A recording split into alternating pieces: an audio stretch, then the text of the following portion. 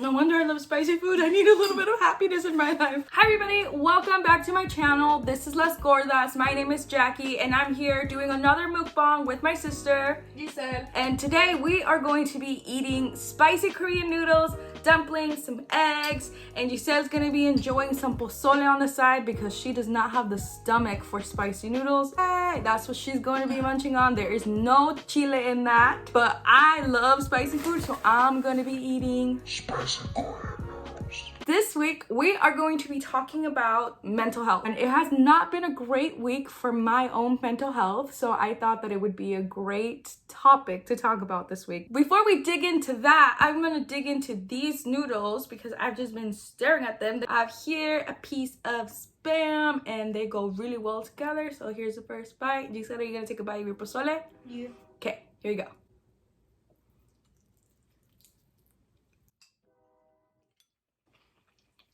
You know, I've messed up my taste buds so much. It's a little spicy, but it doesn't like burn instantly like it used to when we first started eating Korean noodles. Remember how we would be crying? Actually could use more chili in this now. See, those literally make my nose run and I just start getting sweaty. Look, it's a little bit spicy. I can feel it, but it's not as painful as it was before. oh no, this is nothing. This is like me eating a bag of Cheetos. Spiciness is really addictive. Because it gives you, what is it called? Mm. I don't know. Makes you happy. Dopamine. And I was like, no wonder I like chips. No wonder I love spicy food. I need a little bit of happiness in my life. These are some dumplings that me and my sisters actually made. It was a nice bonding experience. They're like not the prettiest because we're all learning, but they're still tasty. I love me some dumplings. So before we got to the place where we are now, how did you feel about mental health? What did you even know about it? And what were your general overall views about mental health issues? Obviously, like, when I was, like, young, I didn't really know anything about it. But once I got into, like, middle school, I started hearing girls or just people talking about, oh, I'm anxious, oh, I have depression, I'm so depressed right now, right? So to me, it was more like, it was just a feeling. Right, that's how I viewed mental health before then. I didn't really know. What do you mean like a feeling, like an emotion that just happened? Like anxiety is a feeling you get, right? But depression isn't. Depression is more like a condition, and people used to talk about it very lightly, and they would just, you know, scream it out like, oh, I'm anxious, I'm depressed, stuff like that. And so I didn't think much of it. I would say it myself all the time, not knowing that I was I actually had those conditions. Later on, when I got to high school, I think after my freshman year or so, after you had already left for college and you learned about mental health, that's when I actually learned what it meant. Did I care for what you had to say? No. No, did not. I was a very angry child. Stubborn. Very depressed at the time. Didn't know it. And I didn't know how to talk about my feelings regarding my mental health. Again, I really didn't know much. Even after you explained what it was, I still didn't understand it, you know, fully until I think a little bit before, like a year or two before I moved in with you. That's when I started actually like noticing like, yo, something ain't right.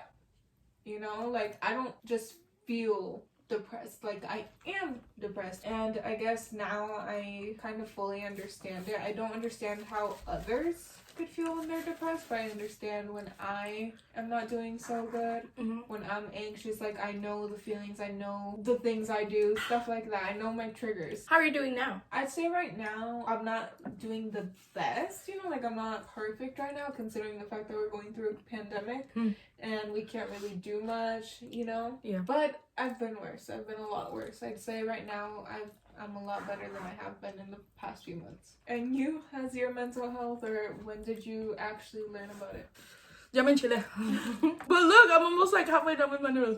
It took this much for me to like feel it. So for me, like understanding mental health was like a journey, and it's still ongoing. Like I don't fully understand a lot of the things that are going on with me just yet. I was kind of like the pioneer in our family to really be the first one to talk about these issues. Depression runs in our family. It's a condition that a lot of our family members suffer from, but they don't acknowledge it. They think that you can just power through it, and and we don't really talk about it. Like literally the first time that I heard that I was depressed was when I was a little kid. And my depression started really young because the nature that we grew up and how we had immigrant parents, constantly had to move, and I constantly had to make new friends, start over at a new school over and over and over again. Like those events are really traumatic for a kid, and it's really hard when you finally like find like a group of friends and hey, like we're moving again. So like my issues with my mental health started really young, but again, I didn't know how to deal with it. I didn't know how to express to my parents what I was feeling, and also how could I? They were moving because they were looking for work. So there were all these really hard situations happening, and I would get really angry and sad and frustrated, but at the same time,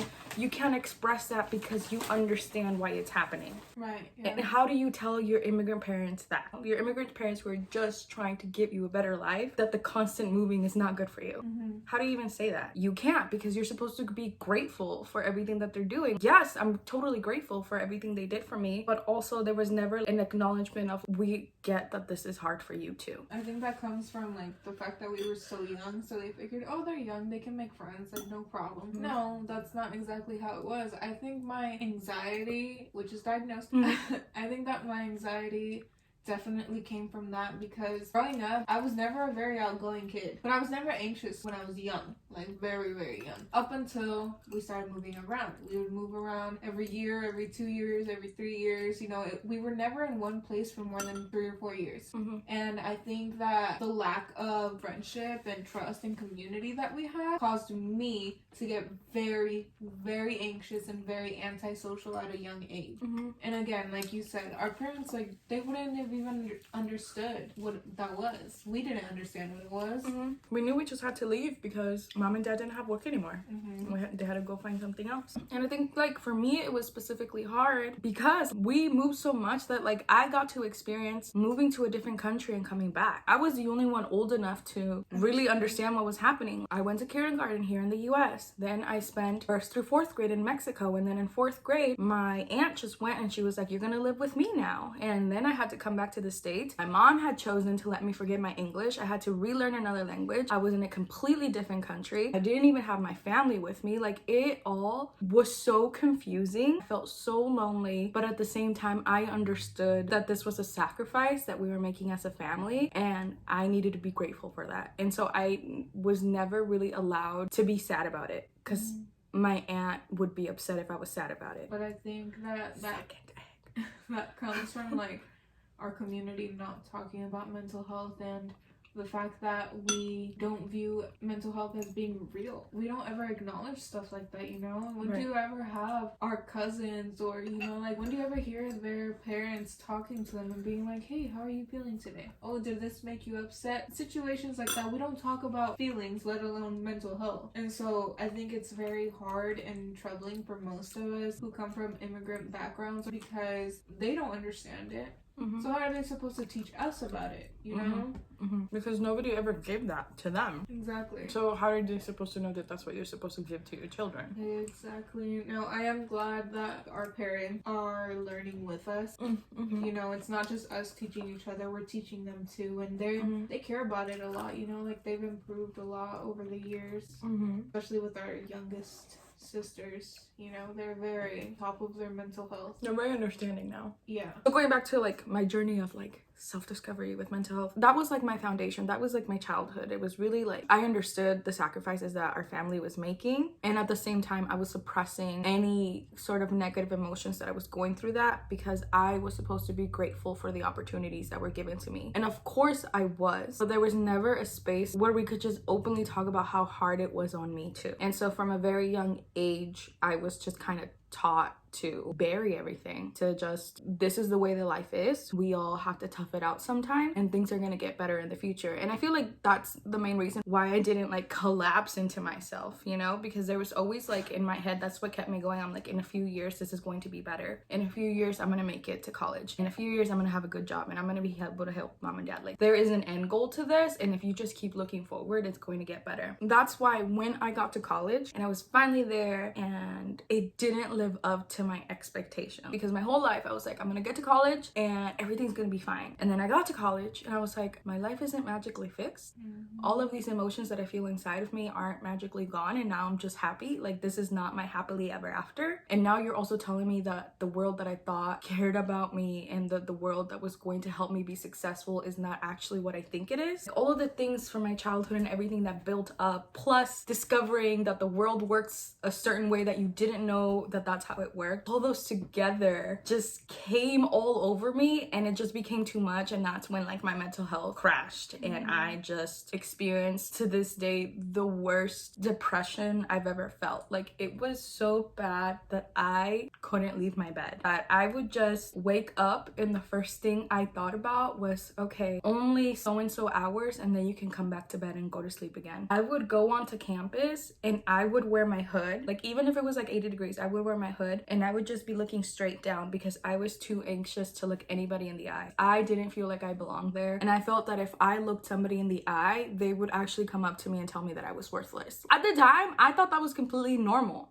I thought that that's how everybody felt. I thought that people just got home and started crying for no reason. I thought that that was the college experience. And it went on like that for months until like I started getting my grades back, and it showed. I was literally failing all of my classes. And that's when I was like, oh, maybe there's something else going on here. And around that time, like all my other friends were experiencing the same thing, but none of us knew because all of us were just always locked in our rooms, and we had the excuse like, oh, our classes have us super busy, oh, we're doing homework. We all came together and we're like, we need to get some help. I don't remember who, but there was one person in our friend group who decided to go to counseling, and then they basically got all of us to go to counseling. It was really hard for me to accept that I needed counseling because counseling is never even an option in our culture. Nobody even tells you that that's a resource that you have. But like my friend was super adamant that once she started going to counseling, things started to make sense, and she was like, you really need it or else you're gonna flunk out of college. And I was like, okay, and I went. So they make you do a survey when you first get in because they need to assess, are you like a danger to yourself right now, or do you need like emergency help, or how are you doing? And I filled out the survey. Halfway through the survey, I just started crying at the computer. They were asking, how do you feel about yourself? How often have you showered in the past month? How many times have you cried? All of these like really personal questions. Looking at what I was answering, like I just started crying, and I was like, I'm really messed up right now. Yeah, and that's when you realize, when you piece it all together, when you have it all laying in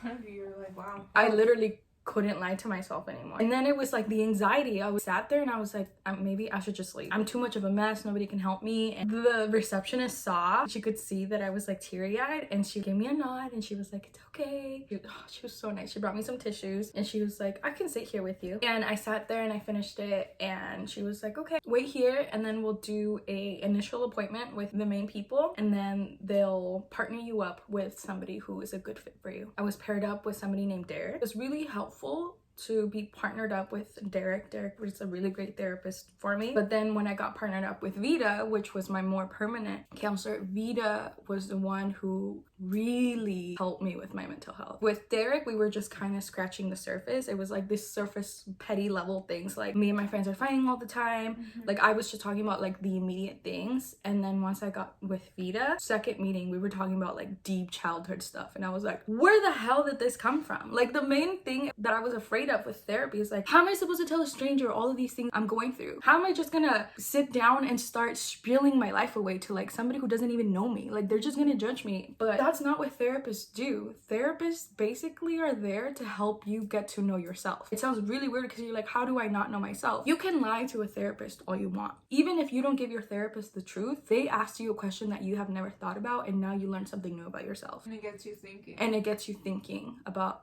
oh, where is this actually coming from? And it was just such a hard and beautiful thing to go through. From then on, we were able to just work out some things, and it brought up a lot of other things, which is then why I went back home. Hey, I'm learning all of these really amazing things, and it's actually like lifting a big weight off my shoulders, and I want to go home and share that with you all. I don't think I took it well when right. you came, because... Well, and honestly, I didn't deliver it well either, because I was in the middle of discovering all of these things and having all of these emotions that I had buried, like coming back up, and it was coming from a place of good. I know that I didn't say it the best way. It came off really demanding. I'm telling you that this is what you have to do, instead of this is what I'm learning, and I think that this would be really helpful for you. Again, I don't think I took it very well because at the time, like, that's when I was starting to go through my, you know, whatever I was going through that was causing me harm and pain. And so when you would come back after leaving, I think at the time you were gone for 2 years already, and then you would come home and you would just demand me to go to therapy. Like, that was it. You're just like... It was so terrible. Yeah, you're like, go to therapy. You need to go to therapy. Like, constantly. And so, for me, I was like, why? You're not telling me why. You know, you just be like, you just need it. You need to go. Like, you're obviously mentally ill. Like, you have mental issues, stuff like that. So bad. It was very bad at the time. And it just, like, got me frustrated because at that time I was very angry at life.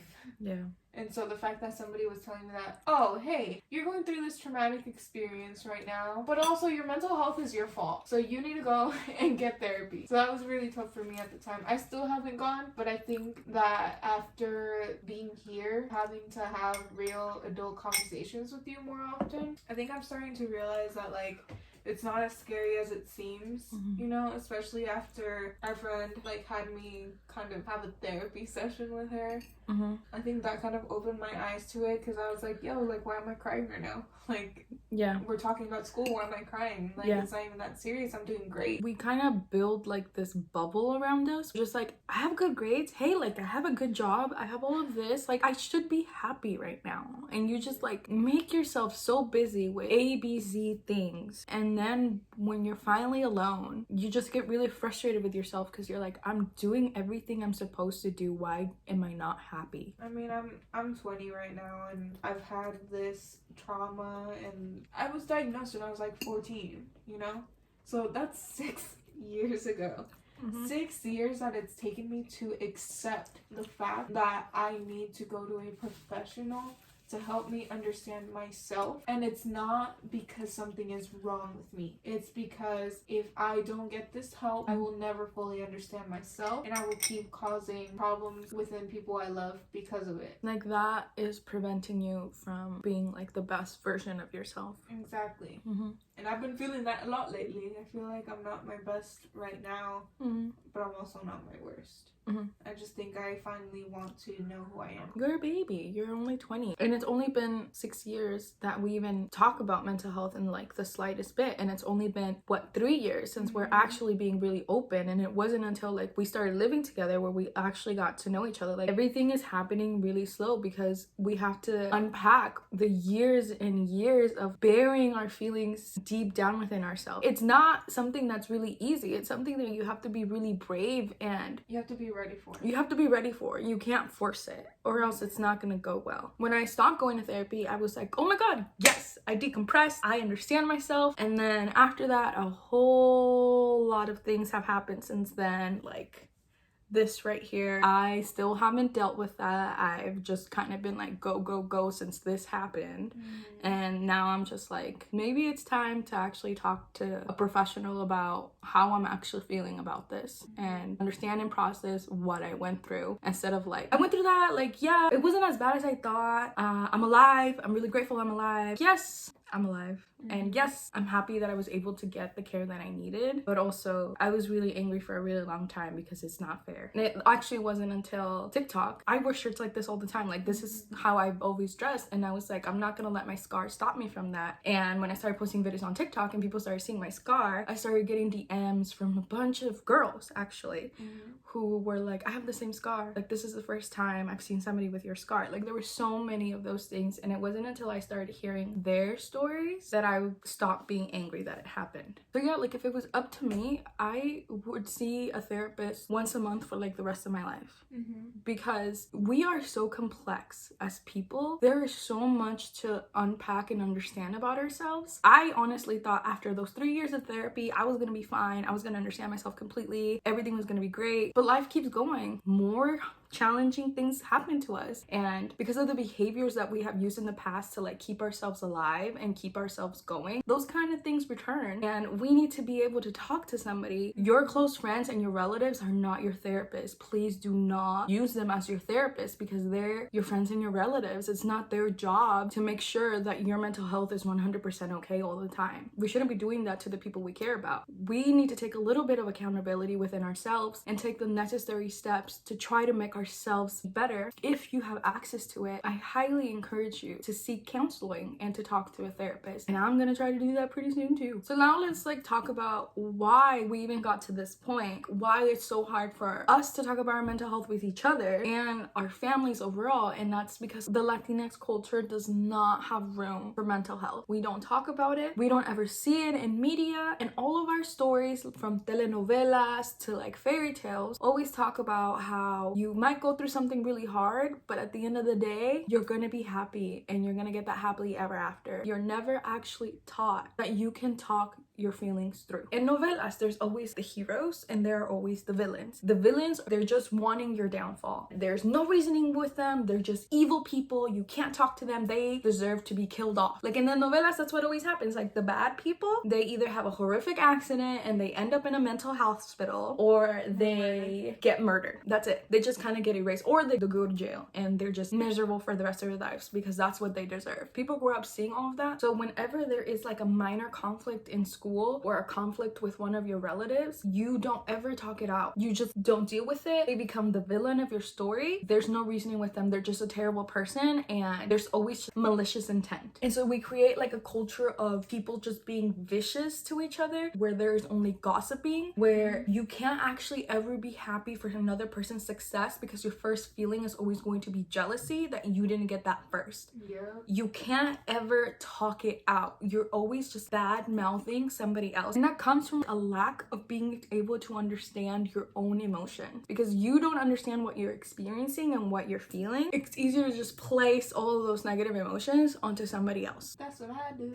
I wouldn't agree with the whole jealousy part, because frankly I could care less about other people. No, not necessarily for you, just an overall theme within our culture. Oh yeah. Instead of, you made me feel really bad the other day and I really wish that you would apologize because that really hurt my feelings. They don't actually ever tell the person that they hurt their feelings. They tell literally everybody else and expect that person to automatically know that they did something wrong, instead of just going up to the person and saying hey, that made me feel really bad about myself. They're just no, Giselle is a horrible person. She said this to me and she embarrassed me in front of everybody else, and nobody better talk to Giselle because that was terrible and she should know and she should apologize to me. Literally, that's how we used to be with each other. Mm-hmm. With situations like that, I feel that, because that was me up until recently. I feel now I still struggle with that. When we argue, and we argue bad to the point where we lock ourselves in our rooms, or one of us ends up crying, or both of us ends up crying, it's so hard for me to initiate the apology,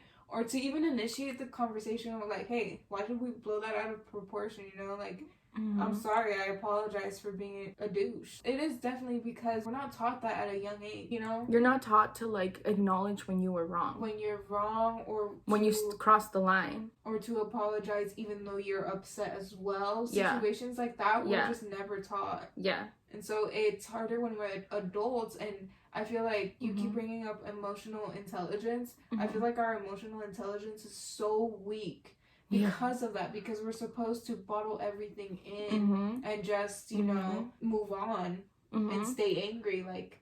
A lot of the adults that we even know have the emotional intelligence of middle schoolers. Exactly. You just assume that person wants to do something bad to you, instead of something could be going on. That person might have been being really rude because there's something really serious going on at home. We never think beyond ourselves. We just think how that makes me feel, and we don't think about where that is even coming from. I mean, I think it's because it's so hard, because... Right, because the easiest feeling to feel is anger. It's so easy to just be angry. It's hard to think beyond that. Exactly. And that's even with the arguments that we have nowadays over dishes or something like that.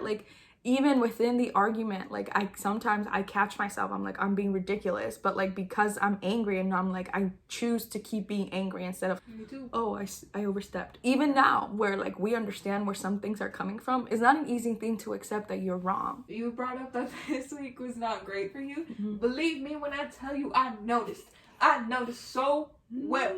And so every time that you've just been yelling at me or blowing up at me for dumb things like the trash or dishes or, you know, cleaning the living room, Yes. I just take it. I'm like, all right, Jackie, all right. Because I know that it's not really me who's making you that upset. It has to be something else, you know, because there's no possible way that you can be that angry about dishes. Right. Things like that. We're not taught to be like, hey, she's definitely not mad at me. They're probably upset about something else. Like, I wonder what that is.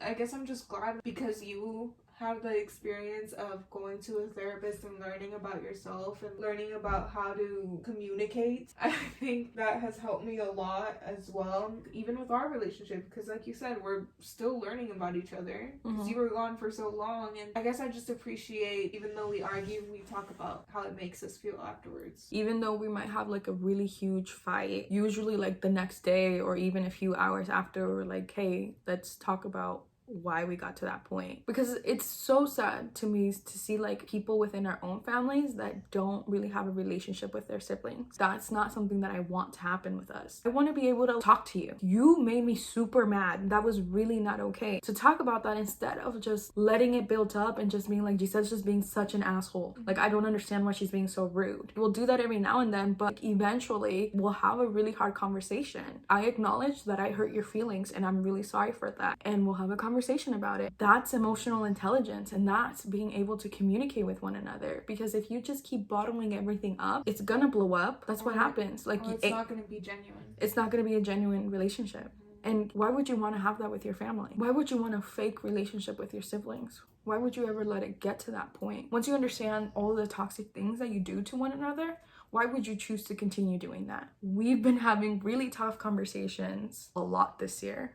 Yeah, specifically this year because we live together now. Yeah. It's hard, but it's worth it. We're closer than ever. Right. I think that, you know, if we don't end up living together this next year, I think we need to keep the communication because, like I said, this is the first year that I've actually been around you. I haven't known much about you for like 7 years. And so I hope that we just keep communicating. Stuff gets hard, like we have each other to talk to. Not to throw everything on each other, you know, like we're not each other's therapists, like you said, but to just keep up with each other's mental health. We really had to take time to acknowledge like all the hurt that was there to make up all the lost time that we had. We were apart for 6, almost 7 years. Now we're closer than ever. Wow, communication, it works. Communication with people who you care about and people you trust can honestly help a lot with your mental health. That alone, you know.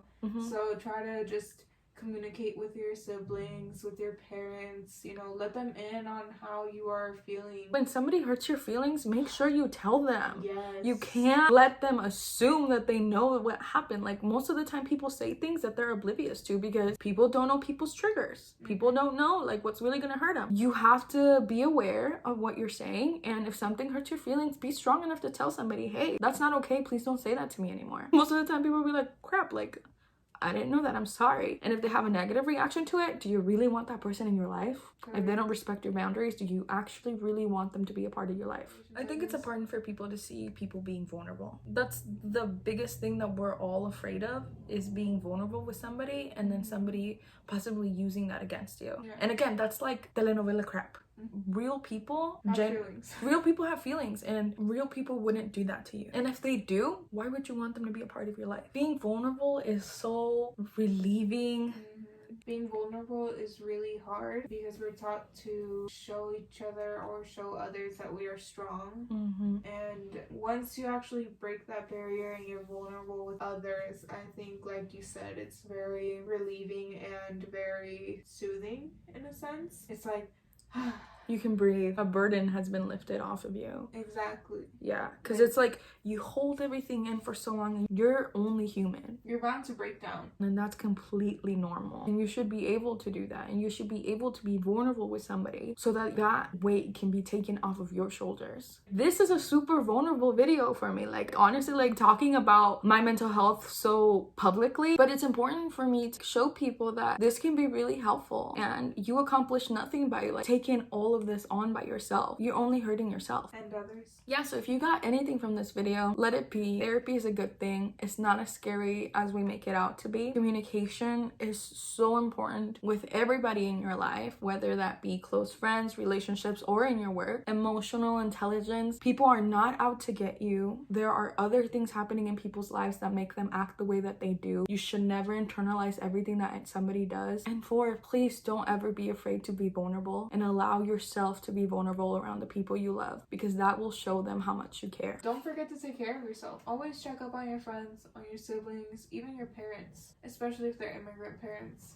Get them to talk about their feelings as well, because they need to learn and they need to have peace within themselves as well. Because their whole lives they've been told that they're just supposed to hold things in. Ask them questions to get them to share stories with you, to allow them to be vulnerable with you, because that will make them more comfortable and they'll be a lot more receptive to talk about their feelings. I mean, it has done wonders for us. We have a much better relationship with our parents now, and our parents are a lot more understanding about our mental health now. So this video was a little bit all over the place. Like, we talked about our own individual problems and we scratched the surface about how mental health is talked about within our community. Mostly I just wanted to make this video because, like Giselle mentioned, I have not had a good mental health week. I really needed to say the things that I already knew out loud to reassure myself that I can make it through this. I definitely need to go back to counseling, but I have some really great people in my life that are looking out for me. I hope that you enjoyed this video, and I sincerely hope that you learned something from this video. Feel free to share any stories you want with me down in the comments below. I will have my social media and Giselle's social media in the description. Please like and subscribe. Thank you so much for joining us on today's video, and I will see you all next time. Bye!